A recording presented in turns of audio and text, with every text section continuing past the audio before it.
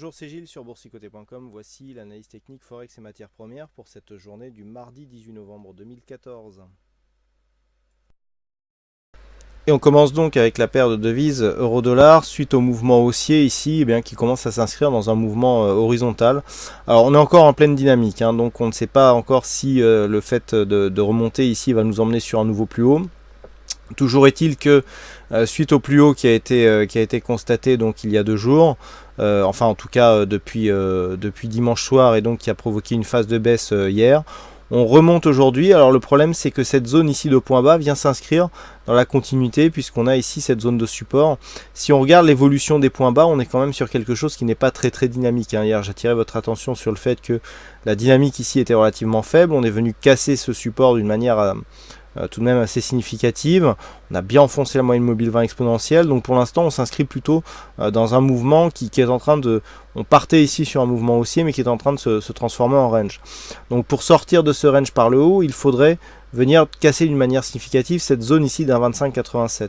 Alors déjà, un 25,76 ici serait une bonne chose. D'ailleurs, je vais déplacer la zone horizontale sur cette ligne qui est plus représentative. Alors plus représentative, pourquoi?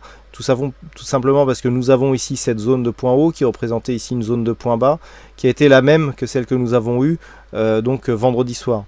Donc on a ici quelque chose qui est représentatif. Non, d'ailleurs c'était dimanche soir à l'ouverture.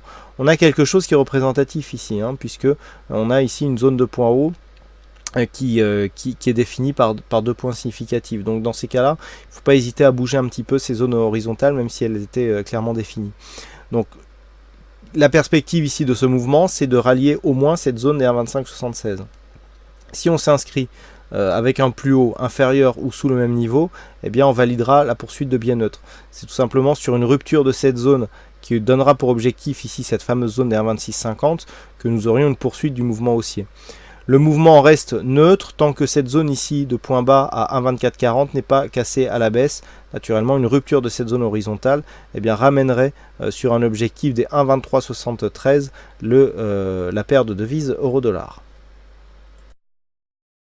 Sur le dollar yen, on continue à évoluer ici dans un biais neutre mais sans relief, ce qui est souligné ici par le MACD qui est totalement flat. On est limite ici zone de surachat sur les oscillateurs, donc une poursuite de mouvement malgré une ouverture qui laissait présager un peu plus de volatilité. On est venu valider ici un contact avec la zone des 117 yens pour 1 dollar, mais la tendance ici est relativement peu intéressante, puisqu'on n'a que très peu de volatilité ici sur ces mouvements, autant en intraday que même sur les mouvements court terme. Tant que les cours ne repassent pas sous cette zone de point bas intermédiaire qui se situe à 115,44, nous sommes toujours dans une phase de continuité, donc avec une zone des 117 yens pour 1 dollar qui a été touchée à la hausse. Et enfin on termine avec l'or, donc l'or sur lequel nous avons une invalidation qui est en train de se faire.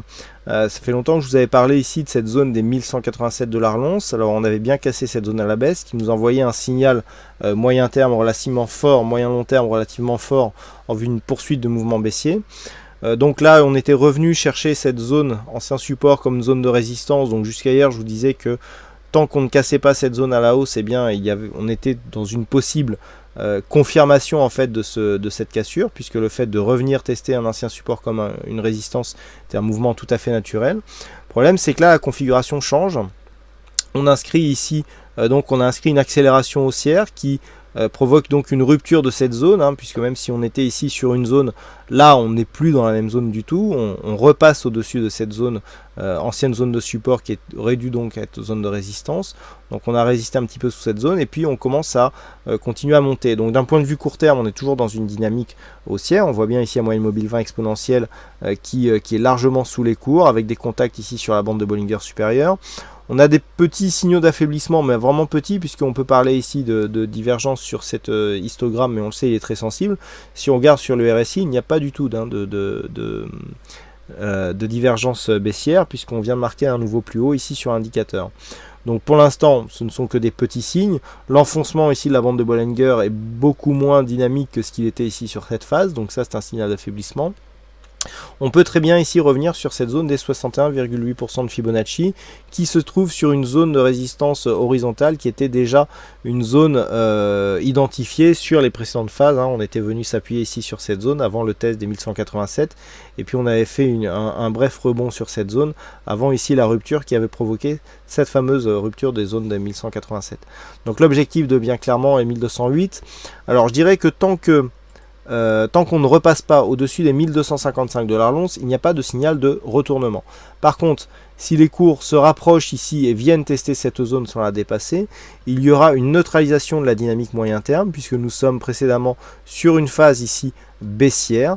Le fait d'avoir cassé ici cette zone, si on remonte, eh bien, viendra marquer un signal de neutralisation dans le sens où on n'aura que peu d'amplitude sur cette vue moyen terme par rapport aux points bas tels qu'ils étaient dessinés sur ces deux points.